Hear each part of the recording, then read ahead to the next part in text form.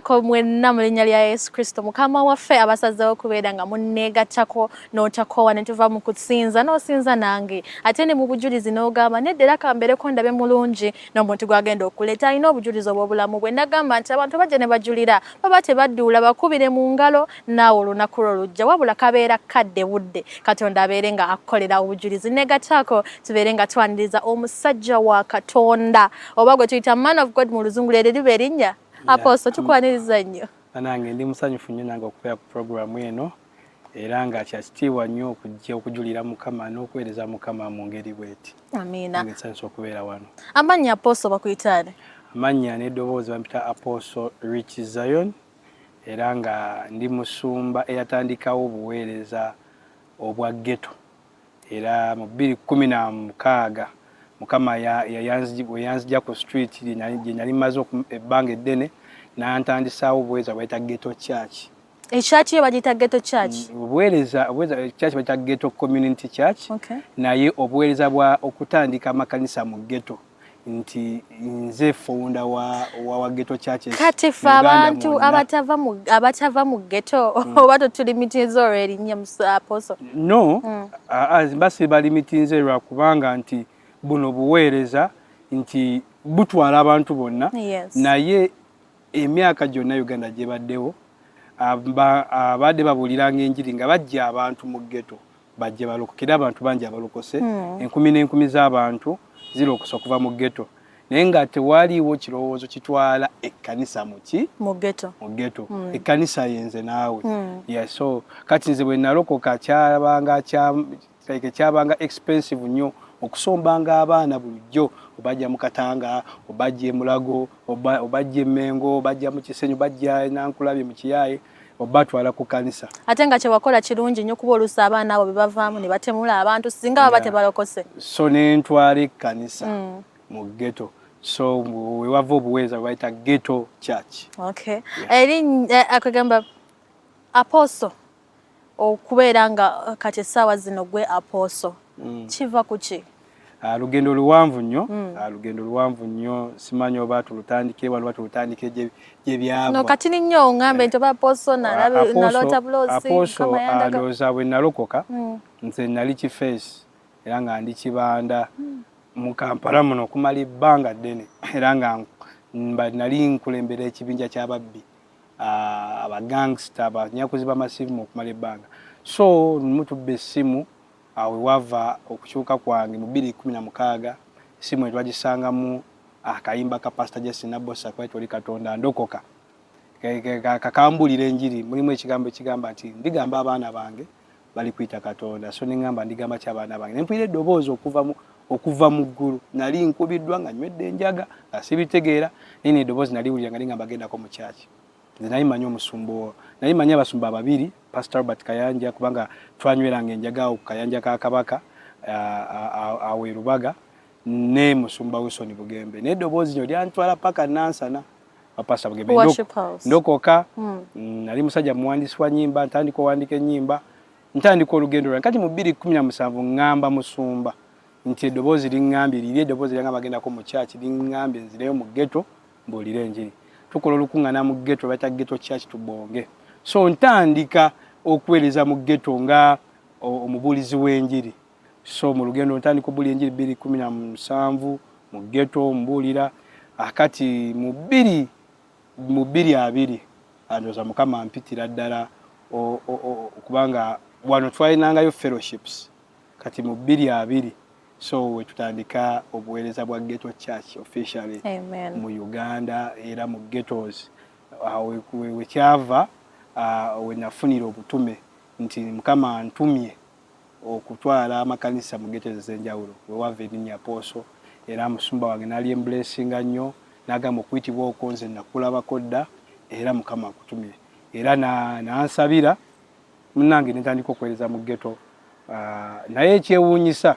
nga tukyayogera ku buweereza bw'omu ghetto bintu ki by'osinza okusangamu abantu ebisinga challenging nga obabulira ekigambo kya Katonda so that you can transform them bakyuke nabo bafuneko obulamu obulungi nga gwe bw'olimu obw'okukkiriza Katonda? Ebi challenging bisooka okuba challenging eri oba awulidde nga mbyogerako naye kunze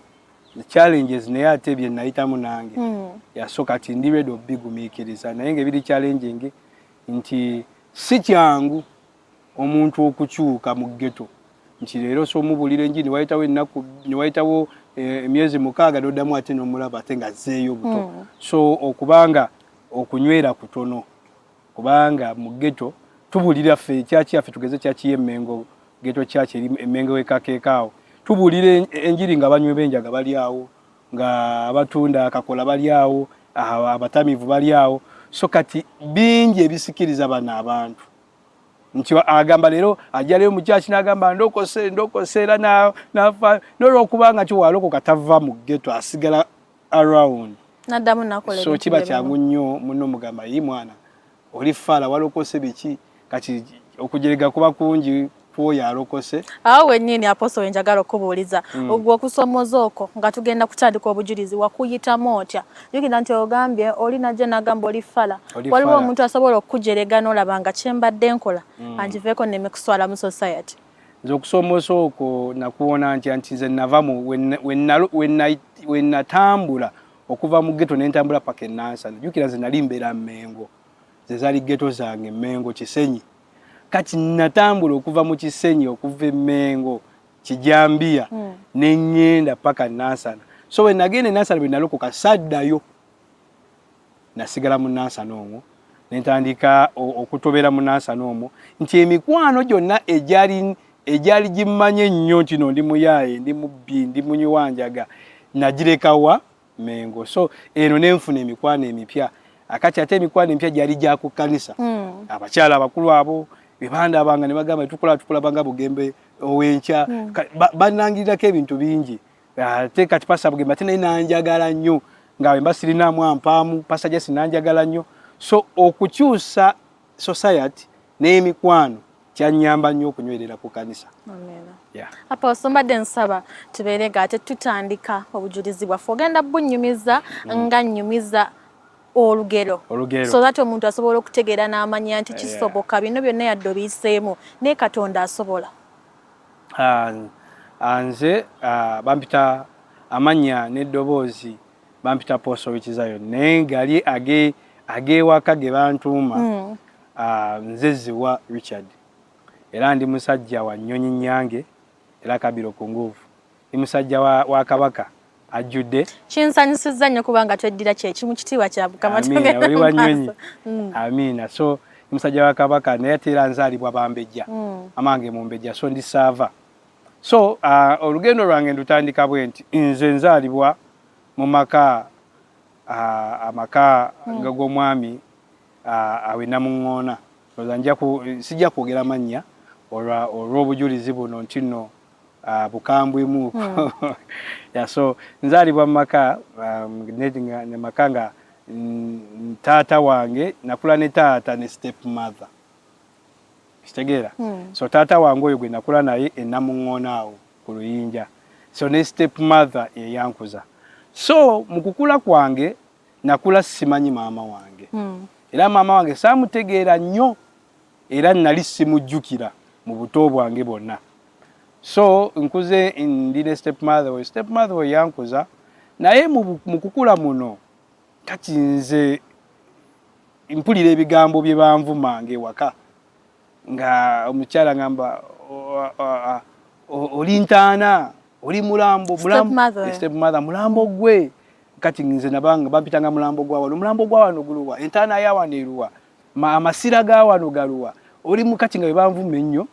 ate banvumiramu ne maama kati ngagamba oli musiru nga maama wo nga ate sigwe maama wange kati omukyalo kati mu buto bigambo bye yanvumanga twagala ku myaka emeka bwotandika okutegeera ebyo ebikuvumira awo ndi mu P1 nasale P1 kubanga nze ntandika kindagateni yange ku St. Kizito Namuŋŋoona nasale kubanga nze ntandika okutegeera nga ndi n'omukyalo oyo era ebirala byonna byonna kino naliko ne mamange babinnyumiza bunnyumiza nti taatawo yakujjayo eri ewa maamawo bakuleta oli mutte wano naye nga nze ntandika okutegeera mukyalo oyo nga nvuma ebigambo ebyo so nkula ankuba nnyo naye nga akinjatulira mu bigambo bityo sinze maamawo sinze akuzaala maamawo mulambo guli eyo guzungira eyo oli musiru so kati ebigambo binakula kati nkula P1 P2 nsoma naye ng'embeera ewaka yakumbonyabonya nnyo mukyalo yampisa bubi nnyo yali mukambwe nnyo awaka wali obeerako ne baganda bange abalala naye nga ne baganda bange abo nalina muganda wange nzirira omulenzi n'omuwala naye nga bamukyalo oyo naye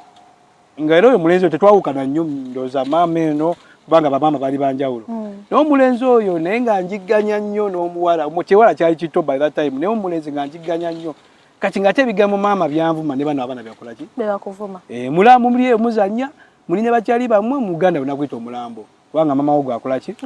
gwakuyita so kati nze nakula neekyayi era nze nakula ndi munyiivu nakula sina kyenjagala mu bulamu bwange kubanga nze nabeeranga ewaka nga oba muli ku kisaawe musamba mupiira omukyala n'akomawo omulambo gwa wano oba nga mwerabidde okoza ebintu mulambo gwa wano kale nga buli we mulaba omanye ekirooto ekyentiisa nze nakula nti mu nsi muno simanyi kintu kyensinga kutyanga mukyalo oyo eyankoza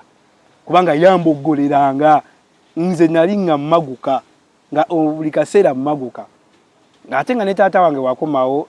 kyekimu kubanga naye nga jjukira ye yakomangawo kiro nga yali anywamu kati ng'ate bamuloopera nze byenkoze emisana ebyobulimba n'ebitali bya bulimba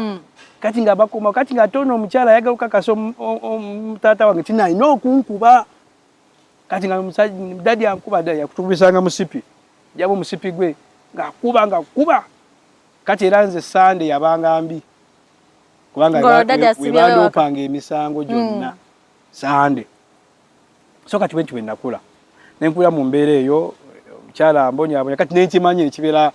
ku nze era nga baganda bange tetuli bataano tetuli bakyali nga banvuma nnyo ba muli ku ssomero ate ng'oluusi osoma nabo ku masomero ge gamu muli ku ssomero go bisirikidde twagala bitegeere muli ku ssomero omwana abyogera oyo mama ffe si yamuzaala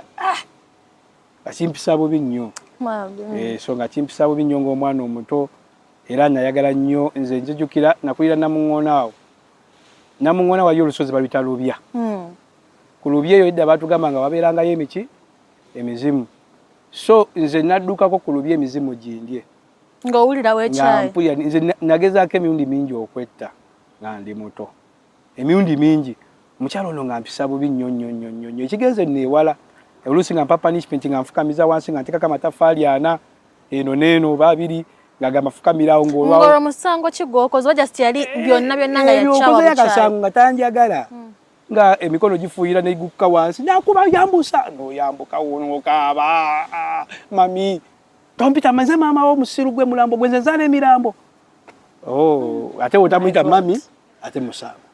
omuyita mami muki musango kati nomwe kati omuyita erinnya ki asobola okutta n'akuyuzaayuza oli omukazi yali mukambwe bannange omukazi oyo yali mukambwe naye nze nali musajja eyali yakoowa buli kimu so nensoma nentula P7 natula P7 nenfuna first grade mu mbeera yonna gye wali oyitamu nafuna 10 bakolera ekintu kimu ne bakutwala ku ssomero n'osoma nasoma ekyo njagala okibeebaza ti mu bukambwe bwonna omukazi oyo yali muyivu yali mukyala yakulira mu famire engagga so ng'ekigambo education akiwa ekitiibwa so yanzikiriza nensoma era ekyo nkimwebaza bannange webale kunzikiriza soma nensoma paka P7 nenfuna first grade nafuna 10 aggregates wow dadi wange nasanyuka nnyo bwe gwali mulundi ogusoose omulaba nga musanyufu wali mwana mugezi ko nali mugezi kubanga klasi zonna zinasoma nafunanga first grade so era nga nze mbeera mba first 10 era nga basoma the first 10 oba first 5 oba bangenze nga basomako first 5 nina okuba mba first 5 nga nze tinakyetuma so antwala P7 kati taata wange aŋŋamba ngenda kufuna esomero ngenda kufuna ekifo Mengo kati nali nawa Mengo nga nawa St Mathias Kalemba nga nawa St Henry Sitovu nga nawa ne Odi Kampala naye kati nga ninolondako esomero ly'ekisulo nemugamba dadi sigenda dadi yalina ekirooto omwana we somerako Mengo nagamba mwana ndibayo n'omwana asomera Mengo kati nze points zinafuna nga Mengo esobola okumpa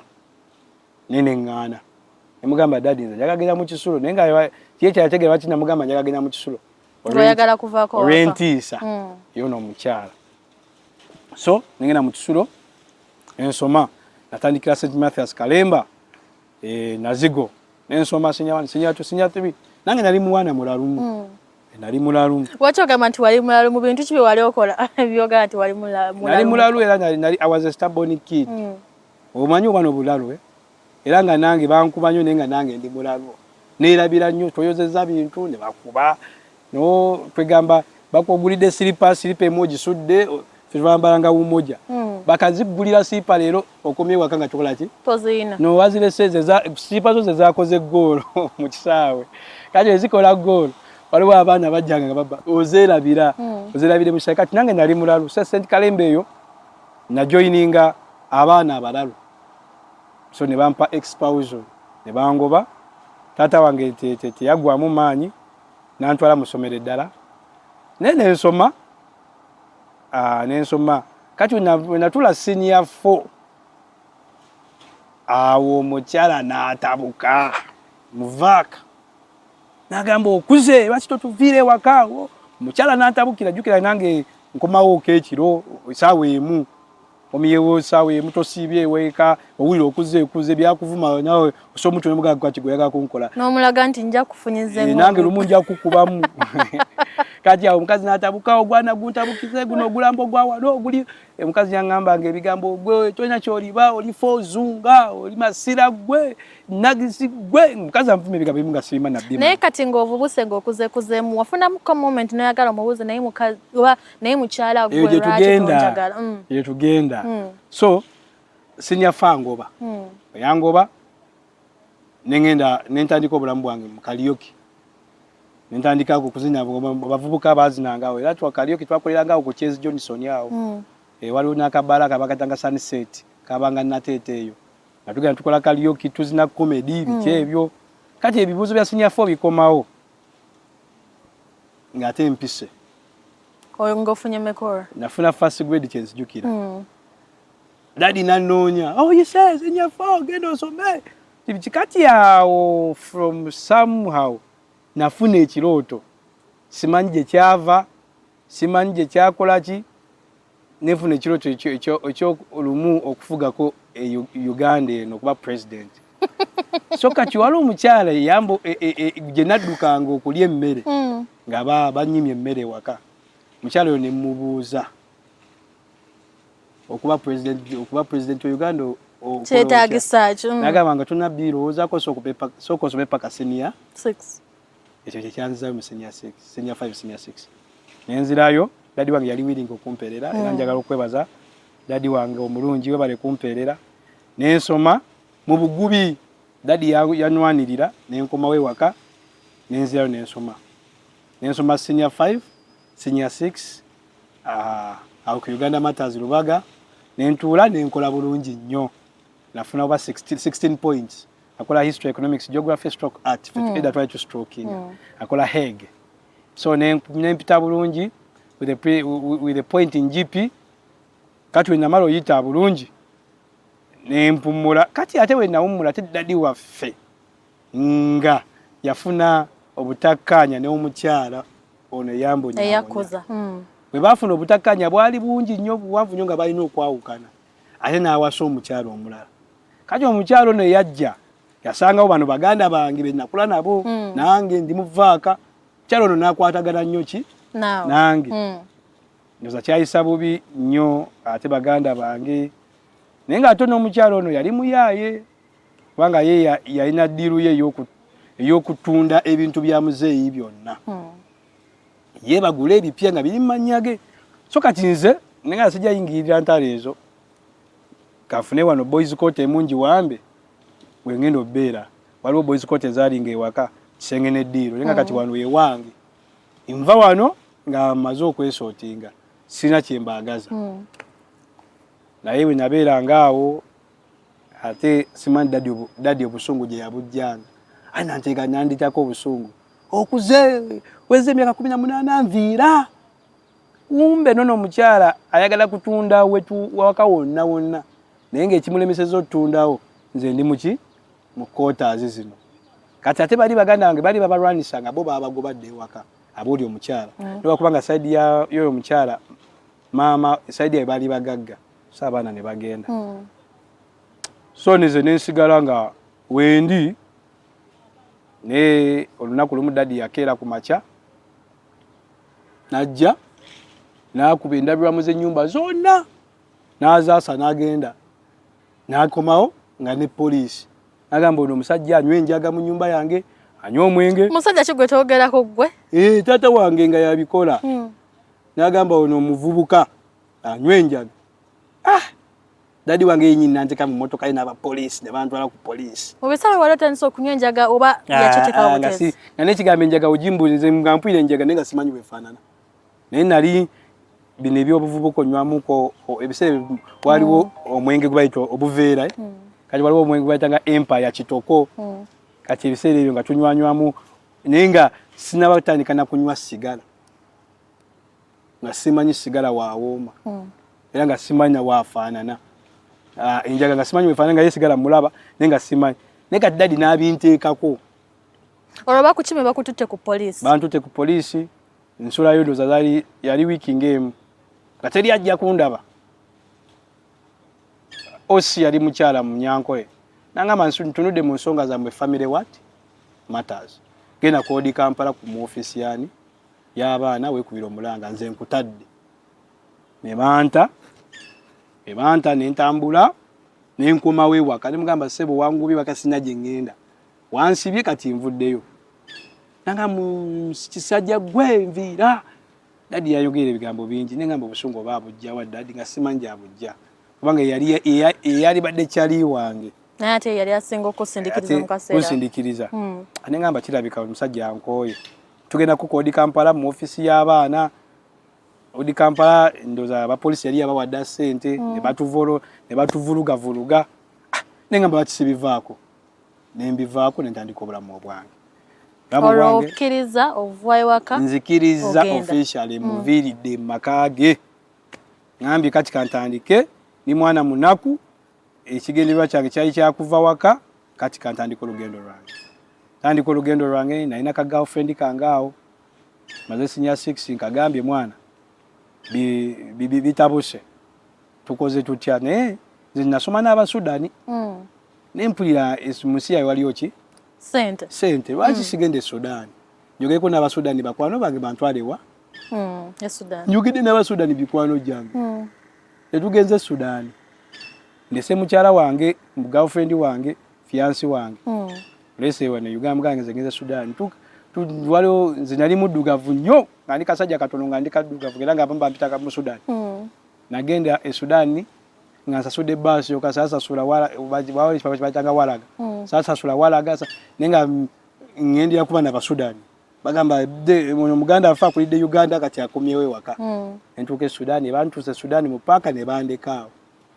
baga kati weeyiye ffe tukulese Sudani kiwali okola mwavaayo ng'okimanyi bagenda kukuleka abo batuukawo ne bagamba tulina gye tukutwala ewaffe si byangu so nembeera awo nali ntambula nengamba bandagira bannayuganda gye bali ngwa ku bannayuganda ngwa ku munga mmanyi tubeera yali alina saluuni angamba jangu nkuyigiza osala enviiri tutandika obbeera awo nkola ku kompyuta ye asala music ebintu ebityo ntandika obulamu e Sudani to cut the story short nali e Sudani mukama nanyamba nengwa ku contract eyoku bali Sudani by that time yali nsi mpya nga mpya kubanga nze ne independence ya Sudani esooka naliyo mu mwaka kyogo I witnessed the independence jukira bulungi nga bafuna independence yaabwe naliyo so munange mbere Sudani eyo nkola sente bali bakola enguudo nga mpya bazikola mpya kati ne baagala nengwa ku company waliwo anko wange gwe nasangayo bano ba anko bano betwakula nabo ku kyalo yali akola masanyalaze nga akola na mu generators e Sudani tebalina hydropower balina thermal kati bakosa bi generator tutasotandika company nga nabi generator binene nya supplying ekyalo kiramba so kati ntandika okola mu generators nga yazi kola service kati netulunga netandika okuba ku dduuka lye so nali ku dduuka lye mukama nanyamba nenfuna deal yali ey'amaanyi musajja ajja Sudani nangamba ayagala omuntu amanyi Uganda agenda mugwirira empira eminene gya Actrobenz ejeje motoka ebinene bikola enguudo omalo kati nange nenkube Uganda bangamba ku Mandela omupiira gumu gwa milioni 2.5 nenga mu Sudani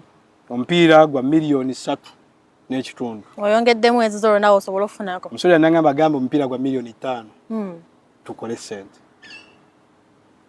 netugera ne mu Sudani ne mwawula sente ate naye nampaako kuze yali ayawudde ne supplyinga nenfuna sente era nagenda okumaliriza supply yona yona ngifisiza ko omutwalo gwa $. By that time $yali ya 2 yali ya 2.5 so nemfisa milioni 2.5 Basudani bali real nakwata sente zange nakola ki nazuko nazimpa kupanga zimpe na Sudani nenziwereze Uganda empeza girlfriend ebuga story ki baby mfunya yoko wanasoko kwate obwavu bugenze ngenda kweza sente zino nkomewo tupangise nyumba tugule buli kimu tutandike business obe kiduka mu Kajja oba mu Kikubo tutandike obulamu nyata ngano kuwerero gende ku campus kiwede sente nzikoze eki nzifunye ngamweza ko sente namweza zali nyingi kati mbera ye Sudani nsibula bikwano jange nagukubye sente nzirina nziwereza naziweza na mudabushi ku King Fad nazijjayo nazifuna nangama nzifunye baby mbera yoko mwezi gumu nkyagattagatta ngende atenga mfunyiwe nakasente akalala nsibula mbannange kati nenga bwe mugamba okoma ngamba tokomawo giro kyakola tutandika butandisi mugamba akale kankomewo okwo amukazi ngana kati nange samugamba ati nzija kati watu yali yapangise nyumba emengo kati mukupangisa nyumba nali nakomawo ko ntufune nyumba nenkola ki noddayo enzirayo kati nenkomawo samugamba nine ebisumuzo byange mugamba baby ndi Uganda yewuunya agamba wazeddi mukubira mugamba jangu omukazi tajja waita wiki namba mukazi takola ki tajja nganye mpeza senjega tugule ebintu njagala gulayo takanja kola ki okukizula kyo mukazi ate bamuwasa ne sente zange we yali yamu badenda kugamba ndakugoba yakukubo kumbe nayo yali sente bazili kati awo ne nekyawa twali twapangisa enyumba mu Mengo kati mu Mengo ne nekyawa nengendako ne Rwanda nenkomawo nekyawa nentandika obulamu obokunywa omwenge omungi ennyo nga nywa Uganda wala ngangula eyo lusunzi ya Uganda nyenjinywa mwenajo okunywa sigala nenywa sente neziggwawo enegaya kati mukyali yina simwagaza sente nenjagala ye nimuga sente nyobaga waziri akomawo mukyala nga takyampoliriza nali mwagala nnyo atakyampoliriza nembera stressed nenzijukira ebigambo biri mukazi byangamba nga oli musiru oli mu tambo olifo ozunga bitandika okwo sente neziggwawo Land Road nangoba ne ku nyumba nentunda ebintu byange mutebe pasi biki TV mikitanda nsigala nga ndi zero nazo nenzirya awo waliwo ghetto eri Mengo bagita Kijambia kafoba kayita Kijambia mu Mengo ye nagenda mikwano gye ginyanyiriza nalinamu ku busente nembulya ne buggwawo sente nzigwawo nensiranira mu kafaako notandika okunywa mwenge ogambye sigala awo nenjaga embera eyo ogivunuka otya oba orakadde njagala tugezeeko okujjayo kati embera nembera mu ghetto ate emyaka emirala nenvuga emyaka emirala mu ghetto ntandise okunywa enjaga sente ziweddewo akati baana ba ghetto bali business yabwe bwekwali kubba enyingira okubba ne bampa n'erinnya kati waliwo firimu gye nazanya kati zinali nakoowa ngeba kuntuma kola kyo wano mwena we muri nene bantuma wano bangamba tuwadde dakika 10 yingira muno okubona bajeke esimu odduke mu dakika 5 nga nkikola kati ebintu nali mbikola seyagala nenga nze manyi olunaku lumbajja kunkwata banzite nange obulamu bwange bukole ki bukomaawo kubanga nali nsabire tusenga lumu bankwata ne banzita so kati nakola ebintu nga mbikola speed nga njiga party nenjiga engege bakubamu omuntu nazikira mu dakika 5 nenjiga okuzikiza abantu nenjiga okusigayo esimu nga towulira byonna nembiga ne bangamba no guy wrong number ne bampita erinnya ne bantuma erinnya wrong number nagamba no guy number nchamu Sudan ngampita mu Sudan wrong number so nentandika kubera mu ghetto kumala ebbanga nentandika okuba nenfuukako n'omukulembeze w'ababbi mu Kampala abanyakuzi b'amasimu ngere bagamba wrong number wuyo odduka nga ndi bad news. So era nga neita 100% bad news. 100% bad news. Tukidde ddala ku kisembayo. So ne tukola eggaali ebibeggaali fa bamwe abatandika eggaali mu Uganda muno yawo eggaali bane eggaali fa nga ggaali bayaba binga 50 so gisaamu mu kifo tuleka buli omwaka aba Mabala Munisia yukire bisera bya nakumatiao kulubirwa mukaaga Mabala zizi high tables top pub so nga tubba Kampala city yote tutambule Kampala buli bale koze tutega abatamivu tutega abantu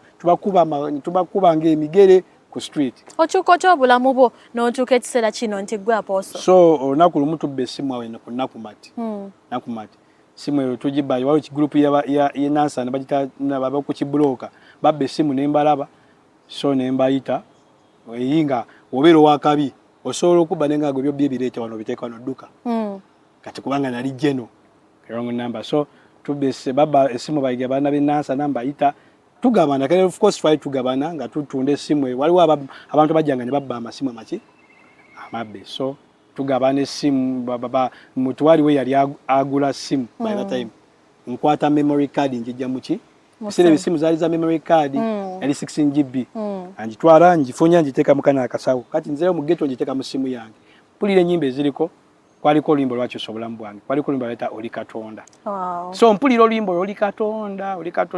ne mulimu pati yagamba nti ndigamba abaana bange era bali kuyita kati ne mpulira eddoboozi eringamba oligamba ki abaana abo nenzijukira tawo we nawulira oluyimbo netandika owulira nga kyo walina ekirooto ky'okuba president wa Uganda walina ekirooto ekyokuba omusajja ow'amaanyi walina ekirooto kyo wasoma wali okola bulungi wabanga